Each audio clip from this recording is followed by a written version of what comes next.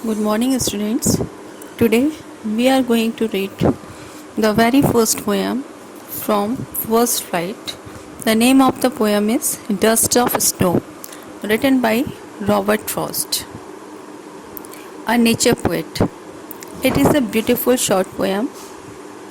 The poem tells us that even a simple moment has a large significance. Means हमारी life में छोटे से छोटे मोमेंट्स की अहमियत होती है. The poet has mention crow and hemlock tree in the poem. यहाँ पर ये जो दो अनऑस्पिशियस थिंग्स हैं, एक हेमलॉक ट्री जो कि पॉइजनस होता है और दूसरा क्रो जो कि बहुत ही ज़्यादा डिप्रेसिव और ओमनियस माना जाता है.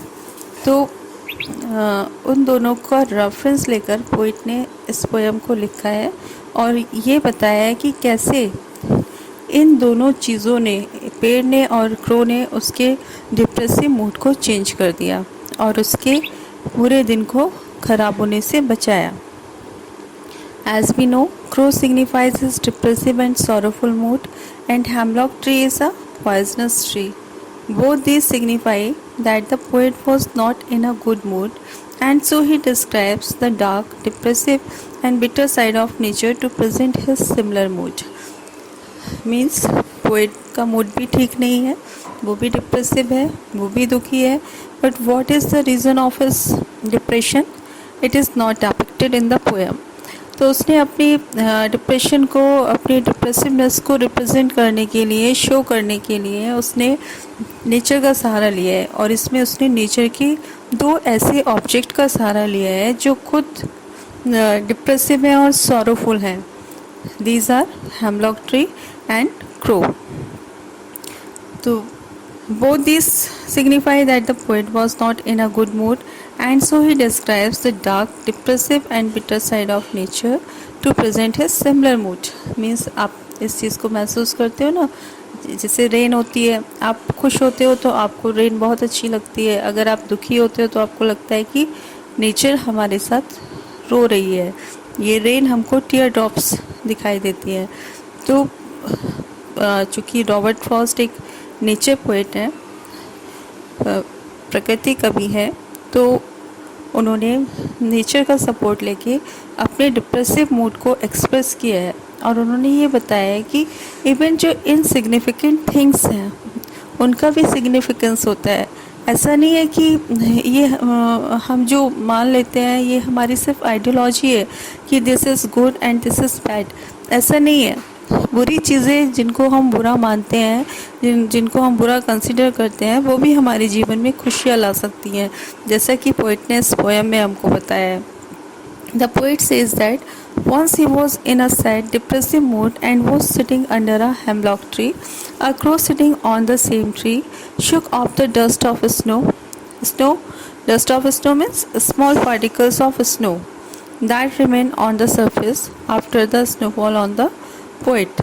पोएट एक बार क्या था, हेमलॉक ट्री के नीचे बैठा हुआ था या उधर से गुजर रहा था, तो अचानक से एक क्रो जो कि उस पर बैठा हुआ भी हो सकता है और वहाँ से ब्रांच को छोड़ भी रहा होगा. मीन्स वो क्या कर रहा था ये सब कुछ पोएम में नहीं है.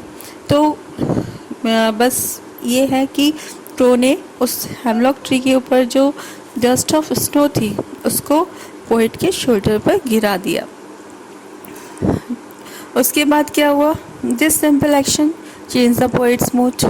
अब उसका ध्यान डाइवर्ट हुआ ना, उसके ऊपर से कोई चीज़ गिरी, उसने देखा कि ये क्या है. तो जब उसने देखा कि this is dust of snow, he realized that he had just wasted a part of his day repenting and being lost in sorrow. उसको एहसास हुआ कि अभी तक वो जो डिप्रेसिव मूड में था, जो डिप्रेशन में था या जो वो सॉरोफुल था, उसकी वजह से उसकी लाइफ का एक बहुत बड़ा पार्ट जो है वो स्पॉइल हो गया है. और सिर्फ एक इतनी इनसिग्निफिकेंट एक्ट ने, जो कि क्रो ने किया था, उसने उसके पूरे मूड को ही चेंज कर दिया.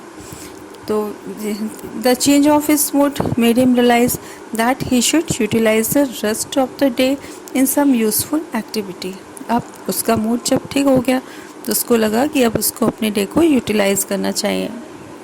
His sorrow was washed away by the light shower of snow dust.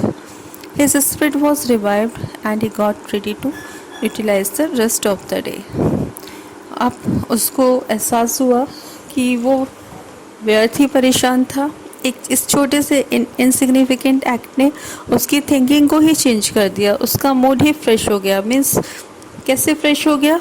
Now again he was involve in beholding the beauty of nature. अब वो दोबारा से प्रकृति की सुंदरता को देखने में लग गया। And he forgot what was his problem. ठीक है, why he was depressed, means his mind was diverted by the crow and the hemlock tree.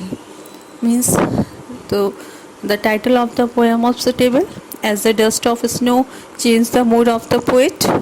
So this is the poem, very simple and very short, but has a meaningful message that this is our thinking that makes the thing good or bad. Even bad things can bring happiness in our life. Even bad things are able to divert our mood and bring happiness and can save to spoil the rest of our day. Hope this will help. Read the poem and try to understand the explanation.